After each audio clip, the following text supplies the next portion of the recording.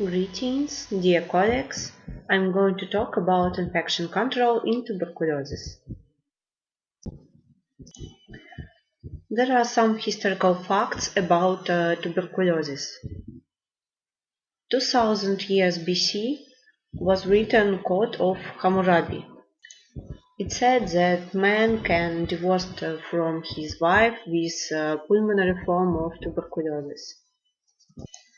In the middle of 19th century was detected an infection nature of tuberculosis by French marine doctor Villemin.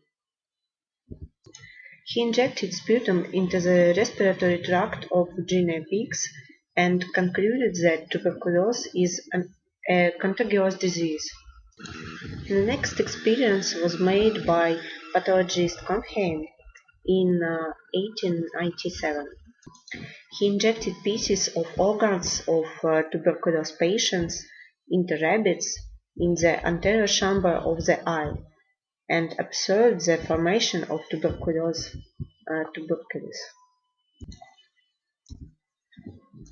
The next scientist was Robert Koch. He isolated tuberculosis bacilli from the sputum of a patient in 1882. The development of microbiology contributed to the detailed study of the properties of the causative agent of tuberculosis. The problem of tuberculosis hasn't become less urgent in the years since the discovery of the causative agent of tuberculosis. Moreover, the microorganism, which is closely studied by scientists around the world, poses more and more questions that require immediate resolution. Many scientists research the pathway of transmission of Mycobacterium tuberculosis. Robert Koch, for example, assumed about airborne transmission of infection. Next, scientists thought that the speed of the drop is proportional to the area of its surface or to the square of its diameter. Some thought that the fraction which size is more than 5 micrometer can retain in the respiratory tract. The opinion of the next scientist was the one of calcium count nuclear drops equal 5-minute conversation. Riley thought that Mycobacterium of tuberculosis in 340 meters cubic meters of air can cause the tuberculosis, and the infection takes from 1 to 1.5 years.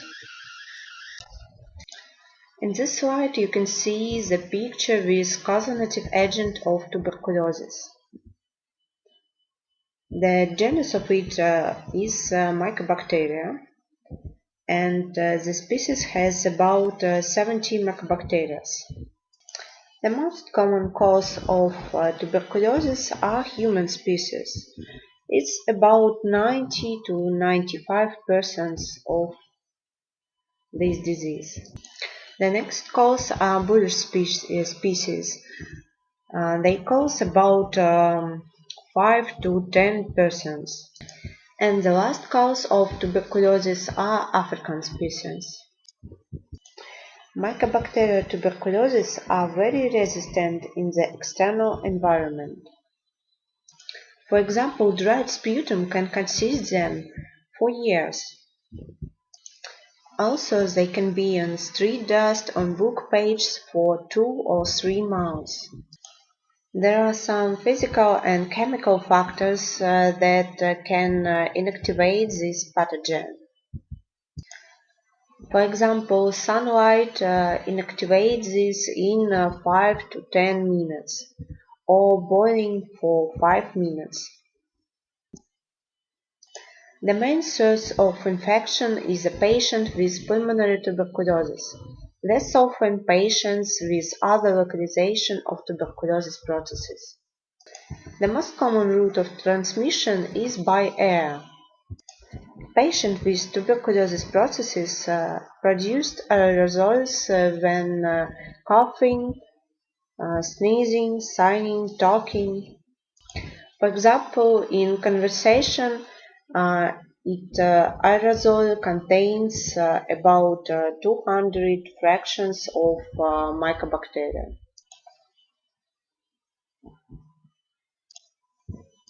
In this slide, you can see some characteristics of Mycobacterium tuberculosis.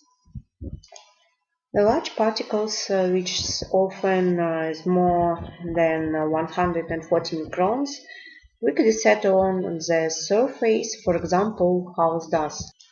Particles less than 140 microns evaporate after 2 seconds, and after that form dropped particles with 2 or 3 Mycobacterium tuberculosis. Droplet particles are 1 or 5 microns, remain in the air for several days and are easily transported by air currents. After that, these particles of Mycobacterium tuberculosis enter the alveoli together with the inhaled air. About 6% of inhaled droplet particles reach the alveoli. The fate of the aerosol depends on the size of their particles. For example, particles which size is 1 or 5 microns can be in aerosol for a long time. And after that we can make a short conclusion. To start the infection processes, it's necessary to have an aerosol which contain in the smallest particles, also which must remain in the air for a long time and reach the level of the alveoli. In this slide you can see pathogenesis of tuberculosis. The particles of Mycobacterium enter the alveoli together with the inhaled air. After that, Mycobacterium tuberculosis enters macrophages. Once inside the macrophage, Mycobacterium tuberculosis replicates within the phagosome by blocking fusion of the phagosome and lysosome. Thus, the early stage of primary tuberculosis in the non-synthesized individual is characterized by proliferation of bacteria in the pulmonary alveolar macrophages and aspaces with resulting bacteremia and seeding of multiple sites. This slide shows the influence of risk factors on the development of the disease.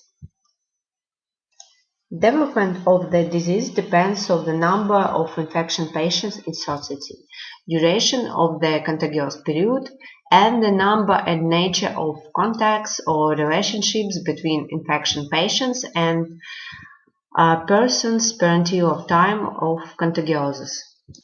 In this diagram, you can see the number and proportion of bacterial release agents among newly diagnosed tuberculosis patients.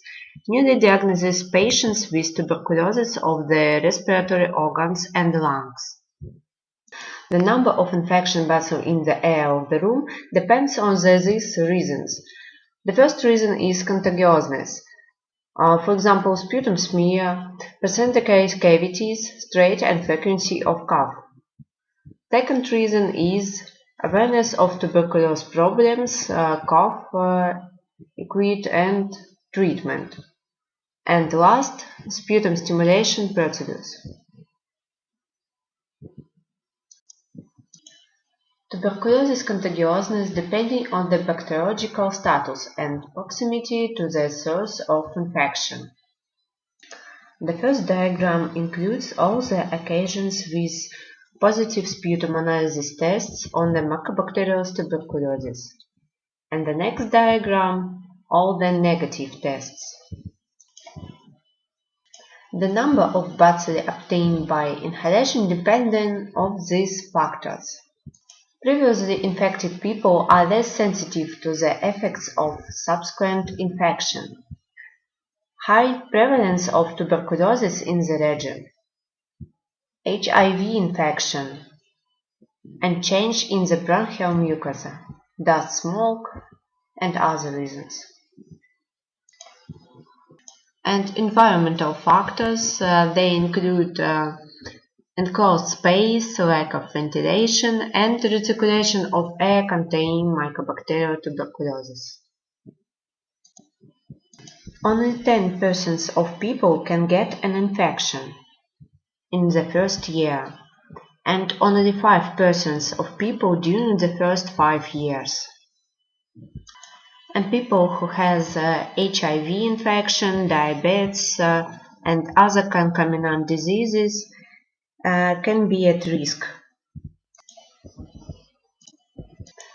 The tuberculosis infection control is a set of measures aimed at minimizing the risk of tuberculosis spread among the population. Risk is the probability of infection with Mycobacterial tuberculosis and the development of tuberculosis in humans. The basis of infection control is early diagnosis, and the tuberculosis infection control is a set of measures aimed at minimizing the risk of tuberculosis spread among the population. Risk is the probability of infection with Mycobacterium tuberculosis and the development of tuberculosis in humans. The basis of infection control is early diagnosis and adequate treatment of tuberculosis patients. On this slide you can see a hierarchy of infection control measures. The basic of it are managerial measures. Next are the administrative, and after that engineering and technical and individual respiratory protection measures. Management control provides an organizational basis for the implementation of tuberculosis infection control. Administrative control necessary to reduce degree of adverse effects of infection on patients and health workers. Engineering and technical control are used to reduce the concentration of infection bacilli in the air. And last type, personal respiratory protection, includes personal protective equipment. The impact of infection control measures on the transmission of broad drug-resistant to tuberculosis infection shows this study. It is based on the results of 2 years of observation in various medical institutions in South Africa. Without infection control interventions, was 1,300 causes of widespread drug resistance by the end of 2012, and more than half nosocomial broad drug resistance form of tuberculosis. 10% fewer people feel ill who wear a mask. A third of people had reducing time of hospitalization. Such methods as ventilation, isolation, and rapid diagnosis and treatment reduce the number of patients by 48%. The management measures of infection control include these factors: creation and strengthening of a body for coordination of infection control activities, development of a detailed budget plan, including the cost of human resources necessary for the implementation of infection control activities at the levels, and ensuring proper design of healthcare facilities, their construction, modernization, and operation.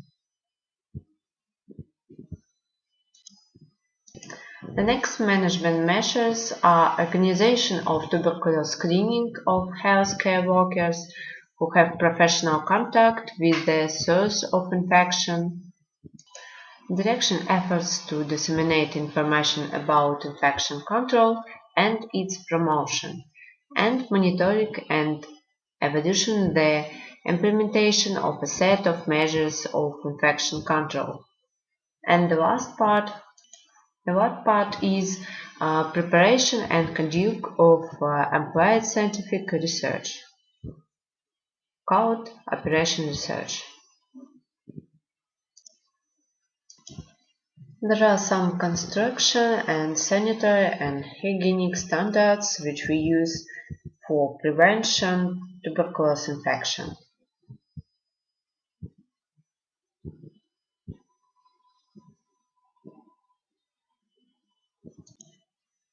When we have to do an examination of personnel on tuberculosis, at first when applying for a job, and next during the regular preventive medical examination, and the most important when the symptoms suspected of tuberculosis appear. Monitoring and evaluation of infection control measures should be systematically carried out on the basis of an assessment of the risk of transmission of nosocomial infection. The changes are being made to the infection control plan. The high-risk areas on infection includes patient departments with bacillary patients, bronchoscopy rooms, sputum collection rooms and other treatment rooms, where there is a high probability of provoking a cough. Also outpatient departments visited by diagnostic patients and bacteriological laboratories. Medium risk zone includes department for non-bacillary patients, and low risk areas includes facilities for administrative and support staff, clinical laboratory warehouse, garage nutrition unit. During the infection control, we prefer measures of the greatest impact with the least cost. For example, cough hygiene, the use of surgical mask, importance of isolation, and the importance of following principles of chemotherapy. Administrative infection control is a set of measures to prevent the transfer of Mycobacterium tuberculosis in medical institutions from patients to patients and from patients to medical staff. Without effective administrative control measures, engineering and technical control and personal protective equipment are limited importance. Administrative measures of infection control includes early detection of infection tuberculosis patients, quick diagnosis, diagnostics of drug-resistant Mycobacterium tuberculosis, adequate treatment, distribution of patient flows, isolation of infection patients, maximum limitation of cause-provoking procedures, patients' education, and training of health workers. This experience of Italian doctors shows us the impact of administrative control measures on the transmission of tuberculosis. This test was included one patient with positive Mycobacterium tuberculosis test, 90 persons with multi-drug resistant tuberculosis. About 28% of these patients was with HIV infection, and 22 patients with identical status of Mycobacterium tuberculosis. After the introduction of measures of administrative control of causes, they got these results. About 28% of patients with tuberculosis had a drug-resistant tuberculosis, and 22 patients had identical strains of Mycobacterium tuberculosis.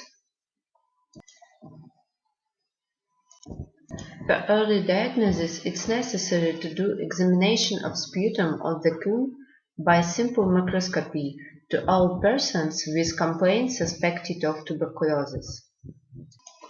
Also, it's necessary to do cultural examination of tuberculosis patients before starting treatment. The next is TLC. It's at least to the main line of drugs for all patients with bacterial excretion. And also for early diagnosis, we can use the molecular genetic methods for determining the drug resistance of Mycobacteria tuberculosis. Adequate treatment of tuberculosis patients include timely start of treatment, prescribing drugs in doses corresponding to the patient's weight, prescribing chemotherapy regimes in strict accordance with the protocol, monitoring of side effects of chemotherapy and their timely relief, controlled treatment, monitoring the effectiveness of chemotherapy, exclusion of cross-infection with another strain of Mycobacterium tuberculosis, and high patient adherence to treatment. To prevent the spread of infection in outpatient department, the following rules must be observed. Allocation of a separate office for diagnostic patients, or a separate waiting area, or an extraordinary appointment of diagnostic patients, sputum examination by bacterioscopy on the day of admission, and use the surgical mask by diagnostic patients and patients with Mycobacteria tuberculosis. To prevent the spread of infection in the inpatient department, the following rules must be observed. A first separation of patient flows into diagnostic procedures, for example, first non-bacillary, second bacillary with preserved drug sensitivity, Mycobacterium tuberculosis, third non-bacillary with multiple drug resistant, fourth bacillary with multiple drug resistant, and fifth broad drug resistant. The next is identification and labeling of high-risk areas. The exit of bacillary patients from the wards in surgical masks. And medical workers in high-risk areas must be in respirators. Also meeting with relatives are limited or outdoors. Meals in the wards on the shadow space bathrooms for patients in high-risk areas. A separate exit for patients from high-risk areas too. We must protect patients from infection with other strains of Mycobacterium tuberculosis and create safe working conditions for staff. So we must distribute patients by bacterial excretion and spectrum of drug sensitivity of Mycobacterium tuberculosis. And what about patients' education? He must be compliant with basic sanitary and hygienic standards. Cough hygiene is important too. Also, using a surgical mask and isolation are necessary too. And don't forget about principles of chemotherapy. There is a scheme of distribution of patients using classical methods of drug sensitivity test. If the sputum test was positive, then we need to determine the sensitivity of Mycobacterium tuberculosis to antibiotics.